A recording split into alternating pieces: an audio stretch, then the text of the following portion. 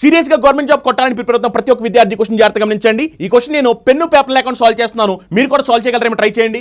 ఇందులో వాళ్ళు ఏమడుతున్నారంటే 1872 184 144 ఎల్సిఎం అడుగుతున్నారు. కాసాగా మనదే తెలుసు ఎల్సిఎం అంటే లీస్ట్ కామన్ మల్టిపుల్, అంటే మన ఆన్సర్ అనేది వీటి యొక్క మల్టిపుల్ కింద ఉండాలన్నమాట, అంటే వీటి యొక్క గుణిజం కింద. మీరు గమనించండి, ఇక్కడ మీరు చూస్తే కనుక ఇక్కడ ఏ నెంబరు కూడా 10 లో డివిజిబుల్ అవ్వట్లేదు, అంటే మన ఆన్సర్ కూడా 10 లో డివిజిబుల్ అవ్వకూడదు, అవునా కదా? మరి 10 లో డివిజిబుల్ అవ్వకూడదు కాబట్టి ఇక్కడ గమనించండి, ఇక్కడ ఇది 0 వచ్చింది, 0 వచ్చిందంటే 10 లో డివిజిబుల్ అవుద్ది, అంటే ఇది రాంగ్ ఆన్సర్ అయిపోద్ది.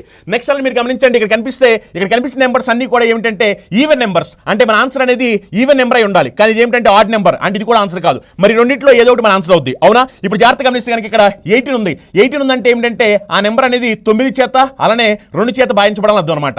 మరి మన ఆన్సర్ 9 చేత భాగించబడాలి కాబట్టి డిజిటల్ సమ్ ఏమిటంటే 9 ఉండాలి. 9 చేత భాగించబడుతుందంటే డిజిటల్ సమ్ 9 ఉండాలి. చెక్ చేసి ఇక్కడ చూడండి, ఇక్కడ ఏమవుతుందంటే 8 + 8 16, 16 + 6 22 అంటే ఏమొస్తుందంటే 4 వస్తుంది. నాకు 9 కావాలి, ఇది రాంగ్ ఆన్సర్ అయిపోద్ది. మరి రైట్ ఆన్సర్ ఏంటంటే ఆప్షన్ 3. చూడండి, ఇక్కడ చూస్తే కనుక ఈ మొత్తాన్ని యాడ్ చేసి మన డిజిటల్ సమ్ 9 వచ్చింది. ఇలాంటి క్వశ్చన్ కనిపిస్తుంది, క్వశ్చన్ ఆన్సర్ కమెంట్ చేయండి. నచ్చిన ట్రిక్ నచ్చితే వెంటనే ఫాలో అయిపోండి.